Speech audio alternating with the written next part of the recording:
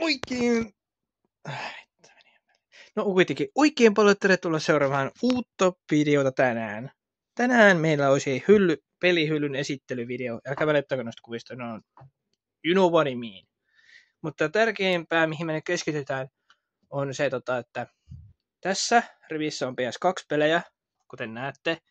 On PS2-pelejä tässä näin, semmonen 10-20 kappaletta, mä sen tarkemmin laskee.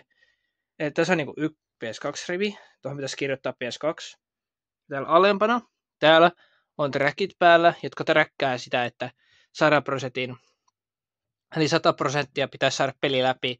Tähän tulee päivämäärä, kellonaika ja onko se suoritettu. Jos se ei ole suoritettu, niin se ei haittaa. Se ei niinku, siihen laitetaan, että se on nyt tehty. Se on niinku tehtävä. Tuossa on mun viikonpäivät, jolloin mä pelaan. Tämä on mun oma keksimä toi viikonpäivät.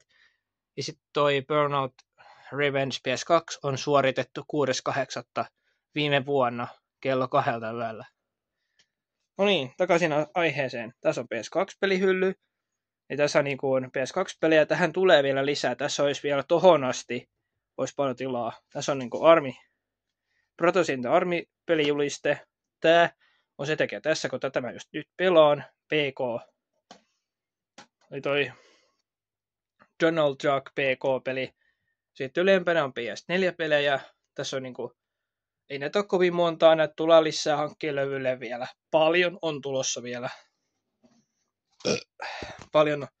Paljon on tulossa vielä näitä peliä. Noita PS4-pelejä on tulossa lisää vielä. Sitten tässä on ohjain. Tää on toinen mun varaohjain. Jos esimerkiksi mun PS4-ohjain hajoaa, niin tää on sitten varaohjain. Sitten mulla on PSP 1004-malli.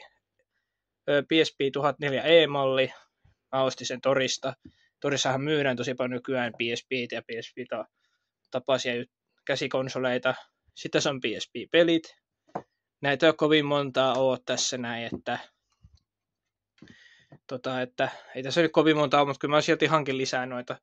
Ja sitten viimeiseksi on PS3-pelihylly ihan täällä ylimpänä. Niin täällä on nyt tällä hetkellä pelaan nyt tällä hetkellä Call of Duty 4 Modern Warfare 4. Pelaan nyt tällä hetkellä. Ja tässä on kaikki pelit PS3, jotka mä oon nostanut Torista. Ja Torista ei ole lisää ostaa näitä pelejä. Eli tässä on niinku Far Cry 3 ihan tänne Undergrounded 3 asti. Et tässä on niinku PS3-hylly. Tähän tulee PS3-pelejä. PS4 oma hylly ja PS2 oma hylly. Ja hei muistakaa tilata mun kanavakin jopa. Uusia videoita tulee, uusia videoita ja striimejä tulee silloin kun jaksaa. Ja kun ihmettelen, että mitä toi tarkoittaa tuossa noin viikonpäivät, se tarkoittaa sitä, että joka viikonpäivällä on joku konsoli, jolla pelataan.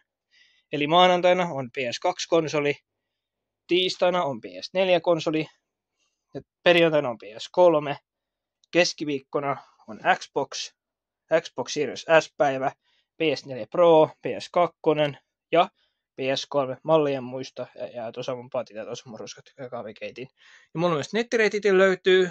Tää on Elisalta ostettu laskulla. Olisiko joku 200 euron nettireititi, 3G ja 4G tukee.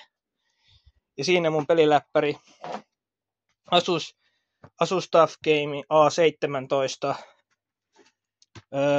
Miten muuta mä nyt? Niinku TUF Gaming kone, jossa on, jo tuossa se lukee vielä lisää tiedot, Asus TUF Gaming A17, jossa on Nvidia GeForce 270, 270-50 näytön ohjain. Siinä on kaksiveinen ANC, käynnissä olla kahdet isot tuulevettimet, RGB-valot ja tämmönen, en tiedä mitä toi tarkoittaa, mutta sitten siinä on myös ADM, RB Riser 7000-sarjan vitos toi GPU tai vastaava. Ja tässä on 144 Hz näyttö on tässä näin. Että kyllä kelpaa pelata, pelit pyörii hyvin ja sitten on pelihiiri. Mä en muista, tuossa se lukee Deltacon Gaming MV90 pelihiiri, joka on ollut käytössä varmaan jo vuoden ja on ihan hemmetin hyvä pelihiiri. Niin kuin tällä hetkellä. Niin, että ei mulla oikein mitään muuta kuin kiitos kun katsoit videon, pistä ihmiset tykkäystä videolle ja tilaa kanavaa. Ei tässä mitään muuta kuin Näkemiin siinä.